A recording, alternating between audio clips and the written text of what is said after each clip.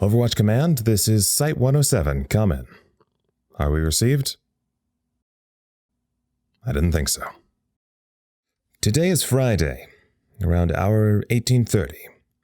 We've made rough approximations of the date and time, but due to our present circumstance, it's impossible for us to truly know. We also can't be certain time even functions the same in here as it does on the outside. We are operating on the assumption that it does, if for no other reason than simplicity.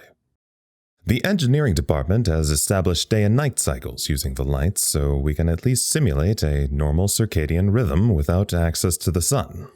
This endeavor would be more effective if the engineering department would make up their minds about when night and day should be and stop switching in the middle of the night or when I'm trying to broadcast. Adjustment to the present situation has proved a bit difficult. There are a lot of unique challenges, and we are still unsure if we are adequately covering everything.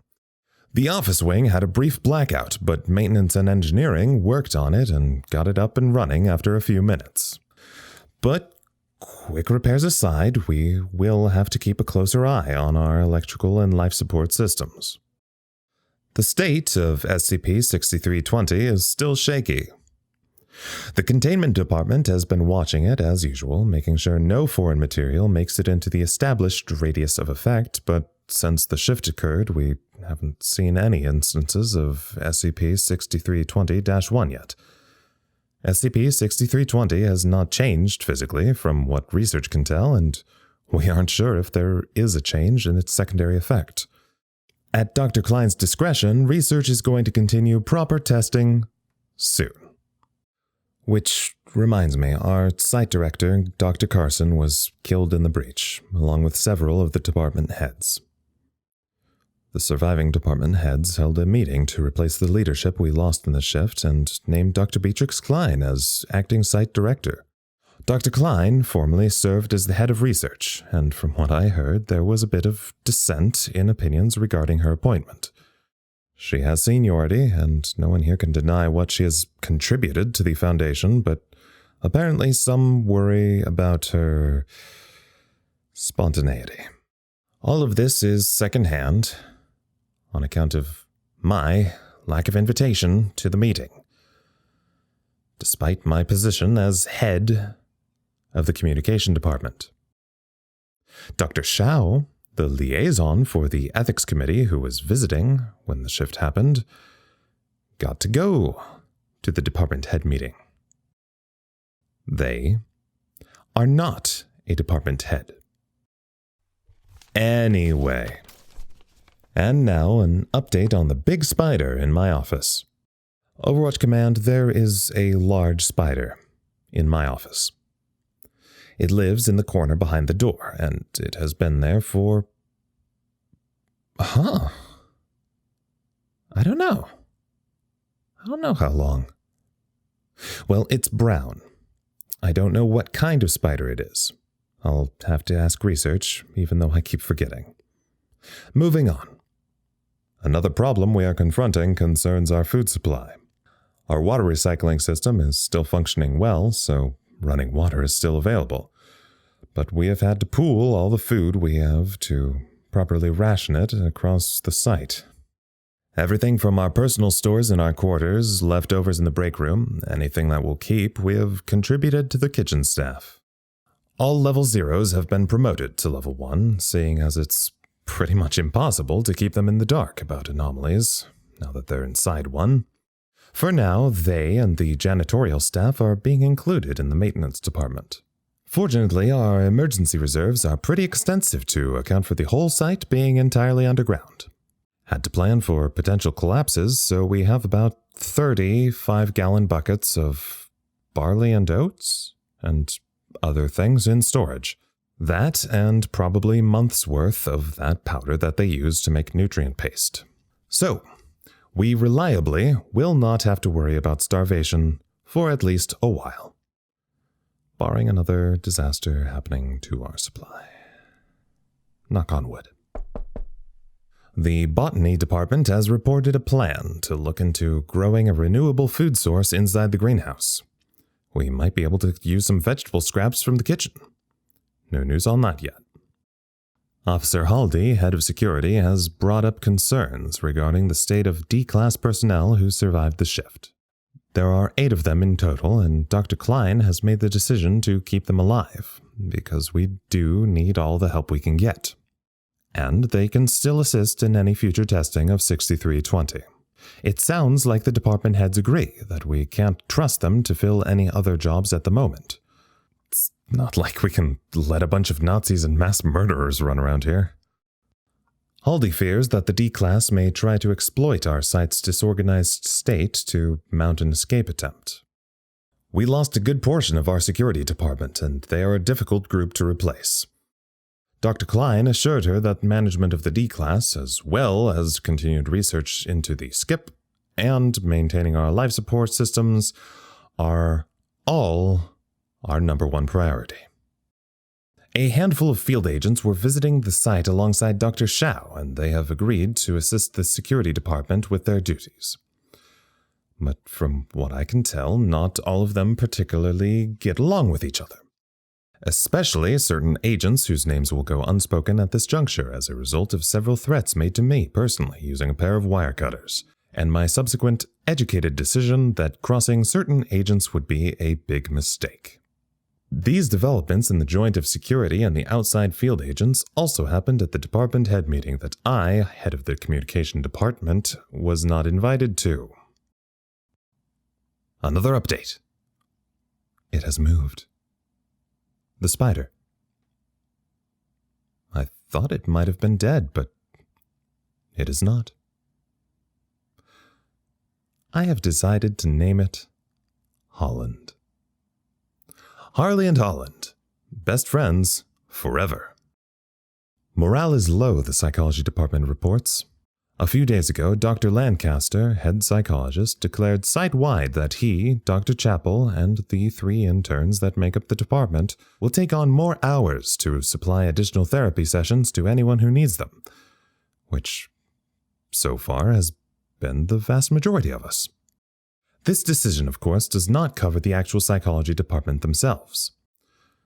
After all, Dr. Lancaster has expressed no small amount of worry for his own department's mental health, especially considering they had to give up their huge, enormous Red Bull cash to the food rationing pile. They can't rely on that to stay up as late as they always do. It's clearly taken a toll on all of them. It was a lot of Red Bull, like a serious shit ton of Red Bull. At both the gentle advice of Dr. Lancaster and the cold, terrifying demand of our head medical doctor, Dr. Gravitt, we are all spending more time in the greenhouse. Lack of the real sun means we have to get our vitamin D from the sun lamps, so visits have gone from strongly suggested to unwaveringly mandatory. Lancaster worries we're all going to get even more depressed. Dr. Gravitt worries we're all going to become weak and feeble. So, looks like I'm going to the greenhouse for the first time in forever. It's not that I take it for granted. I think it was a good idea on Lancaster's part. I've just killed every plant I've ever had. It's like a curse or something. Being near nature is scientifically proven to improve people's mental health, and most of us are buried in this cave for days, so... Something tells me Dr. Lancaster never really liked being down here. It was him, he was what told me. All the time. Like seriously, 90% of what he'd talk about at staff drinks. Poor guy. The botany department does not seem overly excited at the new reality that they'll have to be sharing their space way more than before. I never liked them. Secretive. I think they might be hoarding food that they didn't contribute to the pile. One time, one of them made fun of me because I killed this English ivy I had on my desk. But that's neither here nor there. I think they're shady, and it has nothing to do with my black thumb.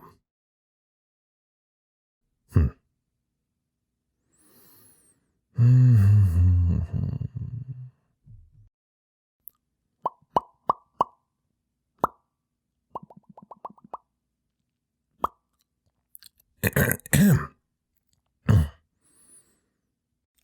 been thinking.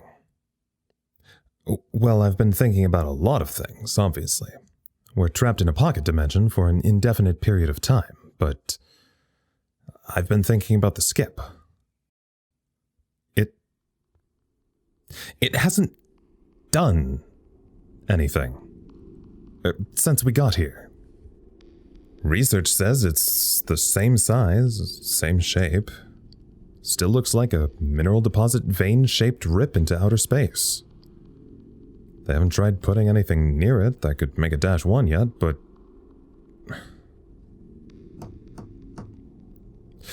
You know what? I'm gonna say it. I'm bored. I realize how tremendously ironic that is, given that I'm sealed in limbo in a scenario that can only be accurately described as, well, science fiction, but nothing has happened. Not really, anyway. I wanted to do something. I know that's probably asking for trouble, but hey, trouble is better than waiting.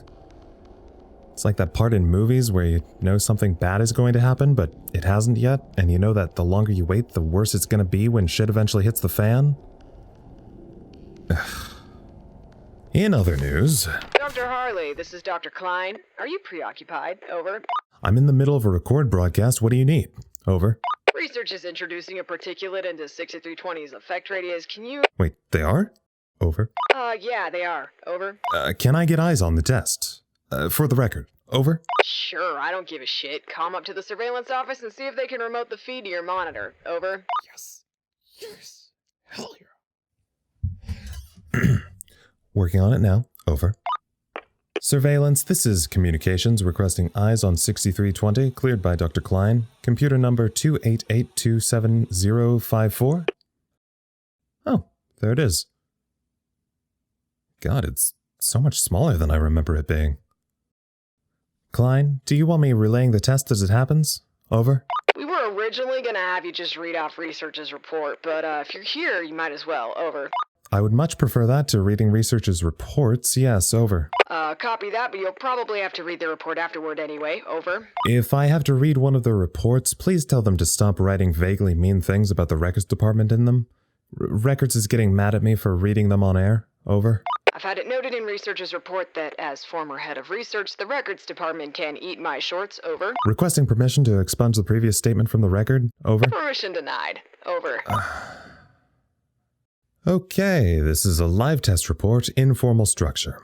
Formal information will be reflected in the recording following this initial broadcast, as well as in the physical report turned in to the records department by the research department. Dr. Klein is giving the OK hand sign from the viewing booth. D-Class... I can't tell which one. Approaching SCP-6320, carrying a petri dish of sugar, I think. Head of Research, Dr. Masterson, is giving instructions from the booth. D-Class is about 10 feet from the object. He's turned towards the booth, probably asking something. Okay, now he's approaching it, even closer, about 5 feet away.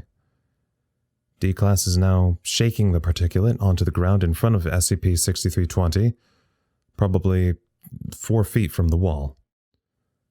I can't really see it now. Hang on. Dr. Klein, is it doing anything? I can't see it. It's blending in with the floor. Over. Not yet, but it's been about 10 seconds. Over. Roger that. How long do these usually take? Over. For that amount, around 32 minutes. Over. Wait, like specifically 32?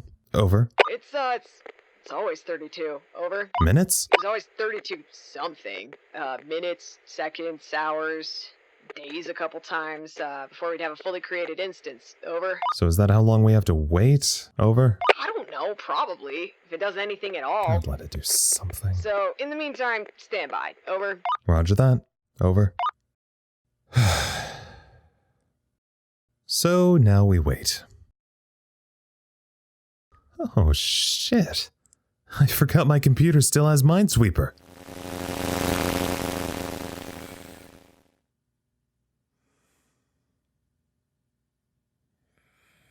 Dr. Harley, we have developments in the test. Do you copy? Over. Dr. Harley, do you copy? Over. Yo, Harley! Object is doing the thing. Over. What? It's doing it. Look. Oh. Continuing test results. It looks like they've put a floodlight on it, maybe so I can see it better.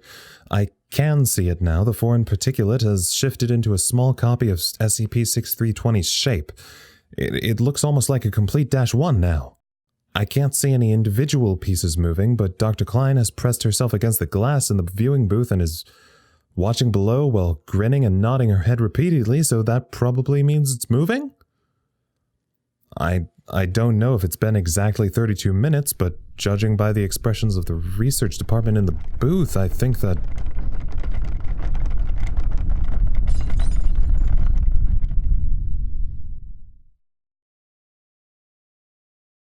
Dr. Klein, I've lost the feed. What's your status? Over. Dr. Klein, please confirm your safety. Over. It's cool, it's fine. Everything's cool. No one freak out. That was research. We're trying some new tests on the skip. Oh, also, medical to the containment chamber, please. We have a D-class who smacked his head on the floor. I think he's unconscious. Oops. All right. That wasn't too bad a tremor. I don't think anybody should have been injured that severely. We'll find out eventually, I suppose. Oh, shit. My mug broke. Damn it. Harley, are you seeing this? Over. No, I lost connection. Stand by. Over. Surveillance, I lost connection to... Oh. Yeah, that one. Thanks. Alright, I'm back in. See what? Over. Look at the -1. Over. Dr. Klein, this camera is like 50 feet away from the skip. I can't see... Oh. Well, the camera's zooming in. It seems surveillance is equally as curious. Stand by. Oh. This is, very fucking cool. Over. I mean... This is also probably very bad news. Over. What we're seeing down there is that instead of disappearing like they usually do, this -1 has turned into an actual copy of SCP-6320. Like, there's a little rift in the floor now. Looks like space inside, but it's maybe a foot long? A little less? Oh, the camera has zoomed back out now. It looks like it's about 7 inches long compared to the original's 8-foot height. Dr. Klein, was it 32 minutes? Over. 32 minutes and 32 seconds exactly. Over. Huh. I'd like to go on record and report that, this is fucking wild. Over. Recorded. Over. Thank you for your compliance with this test, Dr. Harley. You can, go back to your reporting now. Sorry about the tremor. Now, I have to go see about a little baby rift. Over and out. Over and out. Whew. Well, it did something. That's a start. I don't know what it's the start of, exactly, but it's a start of something. A new lead in our research. And, well, that's better than nothing. Also, apologies for the informality of our live reporting format, Overwatch Command. We have no protocol for how to do this. We're figuring it out as we go. I don't think I have anything else to report tonight. Supplies are all right for now. Morale is a bit low, but we have developments with Skip. And if news of that spreads as quickly as I think it will, that might boost some spirits around here. Deep down, we are people of science. Men and women of discovery. In a manner of speaking, all humans are creatures of discovery, of curiosity, of a sometimes unholy wonder. Where would we be as a species without our drive to know? That's all for now, Overwatch Command. This is Dr. Harley at Site 107. Over and out. And to anybody else who might be listening in, find us alive.